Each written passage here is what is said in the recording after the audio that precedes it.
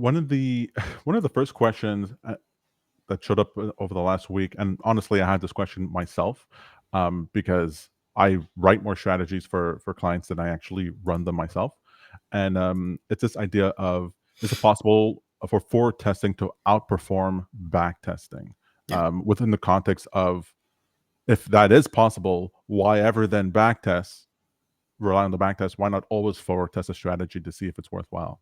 Yeah. Okay. So back testing and forward testing. The biggest, I think, framework of thinking that I've used and I think is highly recommended within the quantitative community around the whole backtesting concept is trying to reject the null hypothesis. And I know that sounds like wordy and like academic, but here's the thought process. Start with the assumption that it's not going to work. Start with the assumption that your backtest is probably overfit, or simply just grabbing the signals so perfectly that it lines up with historical data in a way that makes your strategy look really good. Or you've only selected a window of time that's just perfect for your strategy and you haven't gone far back enough in order to account for market regime changes. So, what forward testing gives us is some opportunity to reject the null hypothesis. And what we mean by that is we're looking for evidence that the proposition that the trading strategy doesn't work is false, right? Meaning, like, we're kind of thinking backwards here. We're assuming it doesn't work, and now we're looking for evidence that it does work, which invalidates our premise that it doesn't work. And by thinking from that perspective, we just spend more and more time trying to collect that evidence. So it's totally possible for a forward test to outperform back testing, depending on what measures you're using. If you're saying, my win rate looks good, my risk to reward ratio looks good, my overall profit factor is correct, I've taken, let's say, 50 to 100 trades in the forward test window, and everything seems to be robust and standing up. And moreover, those performance metrics are better than they were in the back test window. I think as we collect this data, it's always possible that strategies are going to see, performance peaks and declines, and they're going to change over time. So of course, it makes sense that you might have caught the perfect window in which your forward test has better performance. And that might be an opportunity for you to go ahead and start scaling in. Just keep an eye on your strategies, though. As you start to put live capital in front of it, I always recommend starting really, really low with position sizes and then moving up as your performance continues to remain stable.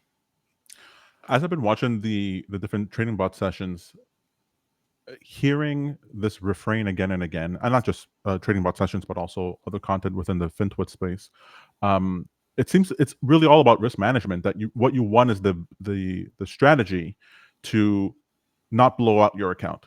Right. Right, you want to make sure that that's not what's showing up inside of your back testing or forward testing. Mhm. And if you go, okay, maybe the strategy might not perform well, but as long as your capital is being preserved in a reasonable way, then it's then you can test it out.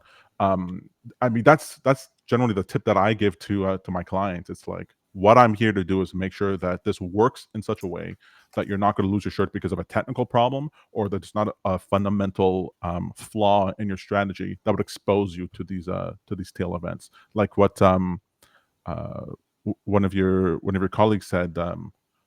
He was just saying that the risk management was so important, and that was the thing that once he understood, it completely changed the way that he tackled the markets, and it allowed him to become more profitable over time. And Yeah. it's the refrain that comes up again and again.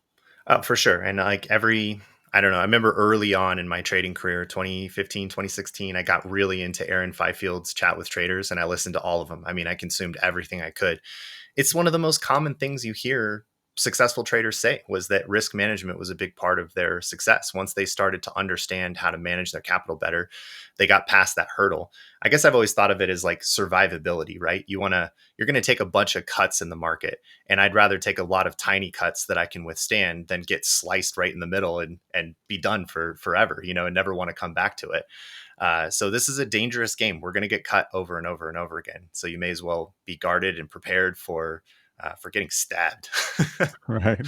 Well, for having kids is what having kids and the Nassim Haramein's Inserto series about uh, essentially about anti-fragility, about risk management, about that sort of concept really taught me that like, I don't care if my kid falls down 100 times in a row, as long as he's in this. I've made it so that it's a safe enough environment for him to fall down.